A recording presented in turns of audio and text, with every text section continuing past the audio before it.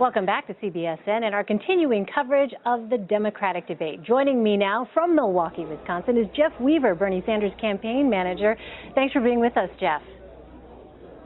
Oh, happy to be here. So how do you think Mr. Sanders did?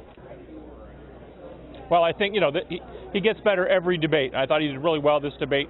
I think he spoke very passionately about his core message of a rigged economy held up by a corrupt system of campaign finance. I thought he spoke on the issue of immigration, on the issue of the need for to deal with the issue of mass incarceration. I thought he hit those out of the park. I thought his foreign policy presentation, contrasting his views versus the Secretary's more interventionist views, I thought were also outstanding. So I think on issue after issue, I think he had the better of it. What about what Secretary Clinton said there in the closing minutes of the debate? She said, "I am not a single-issue candidate. I don't think this is a single-issue country." Is Senator Sanders a single-issue candidate?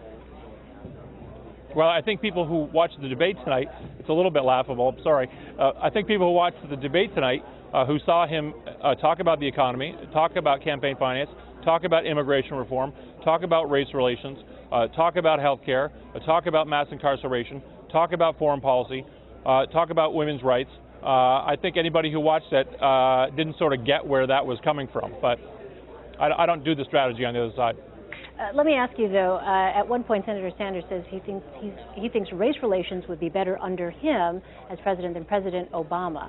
How so? How would he do that?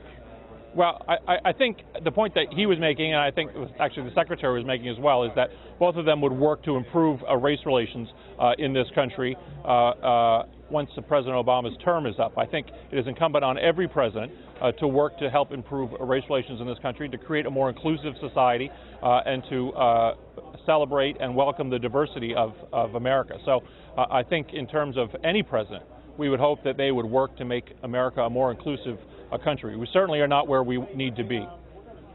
Just to be clear here, so the question was, so race relations would be better under Sanders' presidency than they've been.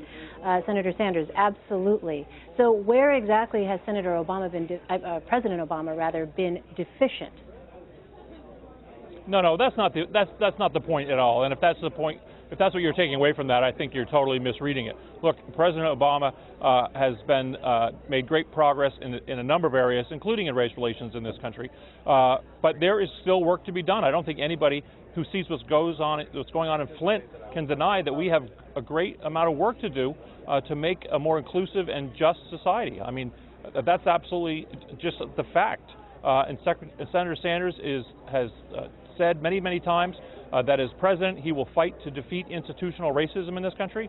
He's going to fix a broken criminal justice system, and he's going to create ladders of opportunity for people in all communities in this country. So that's not a criticism of President Obama, and I know sometimes the media likes to spin things like that, but what it is a recognition of all the work that we have to do going forward.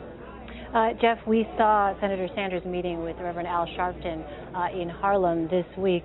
How does the senator plan to increase his outreach to the African-American community? Well, look, he's spending a lot of time meeting with African-American leaders. In fact, I think you've seen in recent days a number of African-American leaders who have come out in support of Senator Sanders, including Ben Jealous, a recent past president of the NAACP, Senator Nina Turner, State Senator Nina Turner, a well-known African-American political figure who's from Ohio. He's very prominent. We saw Harry Belafonte, who, as you know, is a longtime activist in politics in America, who have come out for Senator Sanders. There's a video we just released today, which people can see on YouTube. Erica Garner, the daughter of Eric Garner, who was strangled on the streets of New York City, coming out in a very sort of emotional video supporting Senator Sanders. I encourage people to go see it. So, we are reaching out to the African-American community. Senator Sanders is reaching out. I think he's speaking to issues that are important to the African-American community, ending racism, creating opportunity for all Americans, making sure that no community is left behind. I think these are the issues that people are looking to hear from him, and he is speaking to those issues. Jeff, what are your expectations in South Carolina? Well, look, we when we started in Iowa, we were 50 some odd points down. When we went to New Hampshire, we were 40 some odd points down, and in both cases we closed the gap. And in New Hampshire, we obviously went way over the top in New Hampshire. Nevada is the next race, and Senator Sanders is going to be out there working very hard to earn votes in Nevada, and then we're going to be earning votes in South Carolina. And this Senator Sanders is going to do what he does in every state, which is he earns votes one voter at a time, talking to them about the issues that are important to their lives. Does he need to win in both those places? No, you don't need to. It's not like you need to win in any state or every state.